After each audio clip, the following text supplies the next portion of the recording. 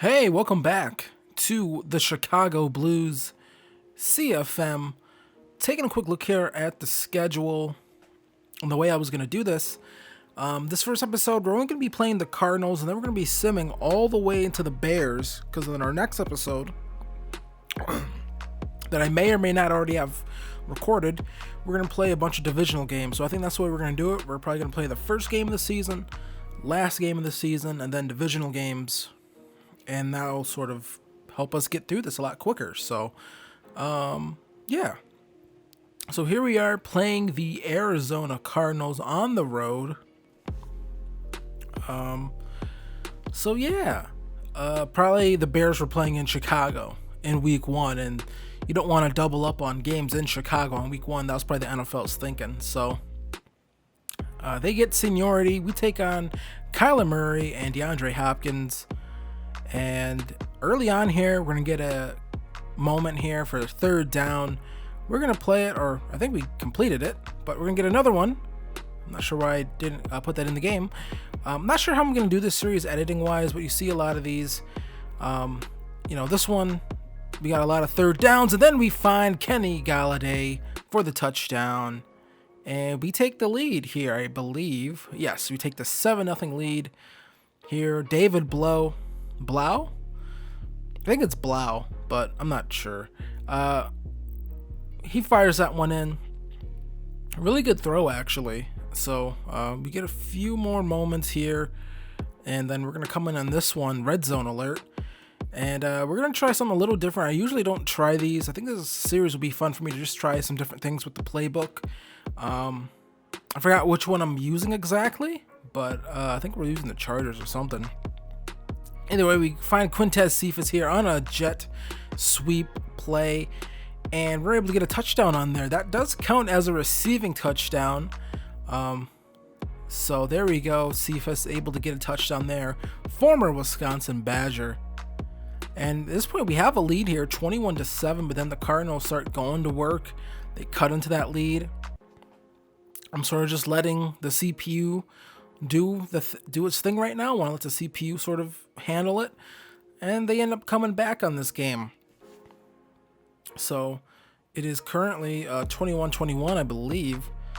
Third down alert again, and we're going to come in here 3rd and 5, and perfect opportunity here, and that was just not a good throw.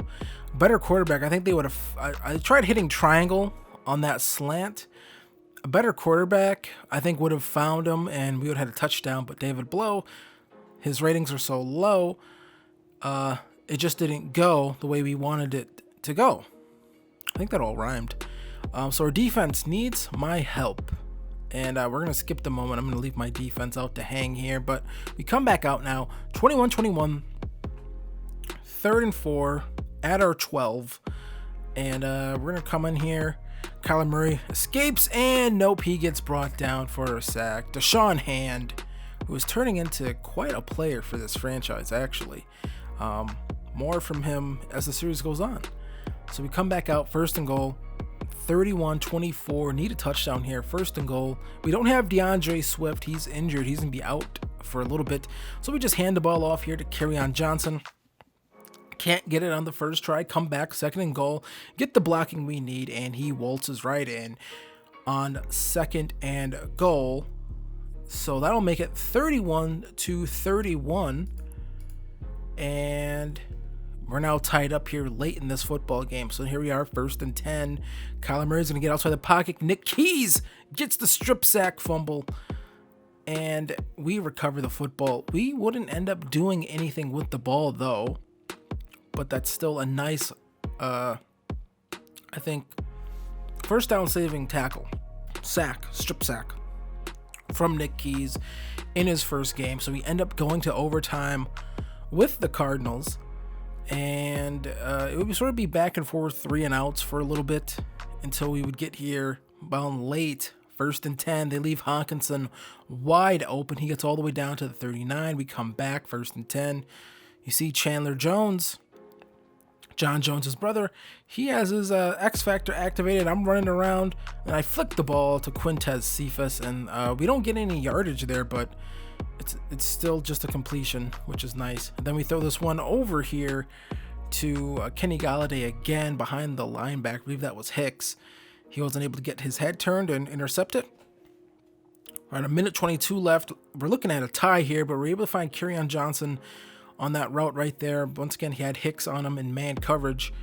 That puts us, I believe, in field goal range. I'm not going to waste any more time trying to get extra yards. We're just going to boot this one in, and we're going to make the field goal. Flag on the play, though. What is it? It's Madden 21, so you know what it is after a field goal. Our PAT, it's roughing the kicker. I really should just turn that off. But we end up getting the 34-31 victory over the Arizona Cardinals. End up defeating them. Cliff Kingsbury can't believe it. He's just in shock. He's like, what the hell? So David Blow, 31-51, 400 yards, 3 touchdowns to 1 interception. You see Kyler Murray, he still had a great game. 304 yards, 3 touchdowns, 1 interception, and that strip sack fumble, which was very nice for us. And then we come back, take a look here. Kerryon Johnson, 27 carries, 119 yards, 1 touchdown. Kenyon Drake, 8 carries, 67 yards, and 1 touchdown. So it looks like we kept them bottled up a bit in the run game. Tariq Cohen's on the Cardinals now. And then Quintez Cephas, 11 receptions, 150 yards, 2 touchdowns. Kenny Golladay, 5 receptions, 53 yards and a touchdown. Christian Kirk, DeAndre Hopkins, both put in work for the Cardinals. TJ Hawkinson came up with some key catches. And Patrick Peterson, or no, there's Kenyon Drake. I'm not sure why Patrick Peterson's there, but Kenyon Drake with 1 reception, 16 yards, and 1 touchdown. Take a look here defensively. Able to get after Kyler Murray a little bit. Devondre Campbell, Tedrick Thompson with interceptions. Then we take a look here at the sack situation. Chandler Jones, I believe he had both of those sacks when I was playing. But you see Nick Keys getting his first career sack and a strip fumble. So that is super nice. Able to get the recovery, keep them from scoring, take it to overtime, and get a win in the inaugural Chicago Blues game. So then after that, we would end up simulating a few weeks. We're going to simulate this game versus the Steelers. I didn't look at the stats. I should have did that for these games. I realized that afterwards. But we do beat the Steelers 31-25. We get a Quintez Cephas breakout opportunity. He wasn't able to reach it in the sim. Do our weekly training, of course. We're going to simulate every weekly training. Not going to play any of them and get golds because I don't think the CPU gets gold. This is going to try to be as hands off as I can without me coming in and like throwing bad interceptions. So week 3, we take on the Carolina Panthers. We're going to simulate that game as well. And we lose to the Panthers 52-21. Our week 4 bye. I'm never a fan of getting the week 4 bye. Actually, most teams enjoy a later bye. So we get a week 4 bye, which means it's going to be full steam ahead from here on out. So,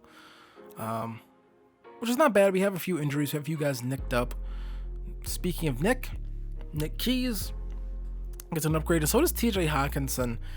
And I feel like the tight end upgrade pools are really sort of messed up. Possession has catch and traffic, but you think catch and traffic would be in the vertical threat pool. We don't get catch and traffic anyways, but you just figure it would be in that pool and not in the possession pool. I don't know. I like the pools for how you get each stat upgrade or attribute upgrade. It's a little messed up on tight ends. There's why tight ends don't really progress all that well in Madden, I feel. It's just, I don't think I've really ever seen a tight end really progress all that well in Madden. But we have another upgrade here for Nick Keys. Of course, we're going to go with Speed Rusher. And +2 awareness, +1 finesse move, and +1 tackle. So all in all, that's a pretty good upgrade for him. So we come back from the bye week. We take on the 4-0 Ravens. We're going to simulate that, of course. And they do it for us, 31-12. So we shut down Lamar Jackson and that Ravens offense, get a victory, improve to 3-1 in the season. And right now, we're technically the best team in Chicago. Not the Bears, but the Chicago Blues, formerly the Detroit Lions. So that's pretty nice. Some more upgrades here. Trent Dyson as well has been pretty good. You didn't see too many highlights of him, but he's a pretty nice player as well. So I'm really happy with that draft so far. 2 more upgrades here. One for Jesse James. We just went with possession again because I feel like that might be the better pool to go with in terms of upgrading tight ends. I don't know, seems better. Seems like it has more tight endy stuff for them, if that makes any sense. So we get a nice upgrade there. And then Tedrick Thompson, we're going to just get a zone upgrade for him. And that is going to do it, I believe. +3 tackle, +1 zone coverage. And then we're going to take a quick look here at, I believe we're going to take a look at some stats after this. And we do. David Blow, 9 touchdowns.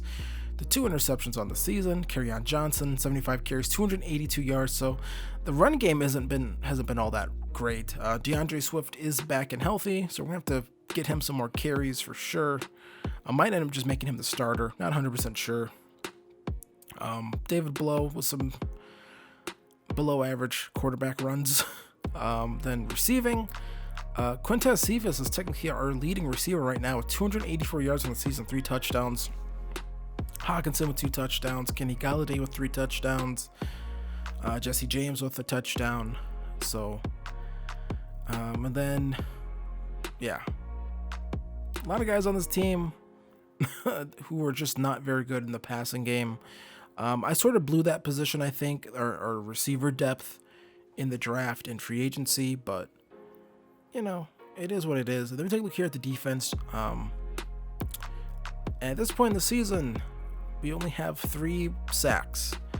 So we're not getting the pressure that we actually really need, but, you know, you're 3-1, but I definitely think that's going to rear its head as we go on in the season. Can't keep up with that sort of poor pressure on the quarterback. Jelani Tavai leads us in interceptions with 2, Jeff Okudah with 1, Justin Coleman with 1, and Tedrick Thompson with 1 as well. And that's going to do it for this first episode of the Chicago Blues series. When we come back, we're going to have a couple games. We're going to play, I believe we're going to play like 3 games. We're going to play the Bears game in week 6, then week 9 versus the Packers, and week 10 versus the Vikings. So, I want to thank you guys for watching this. Did you like the format? Let me know below. Leave a like, hit subscribe, and I'll see you guys next time. Peace.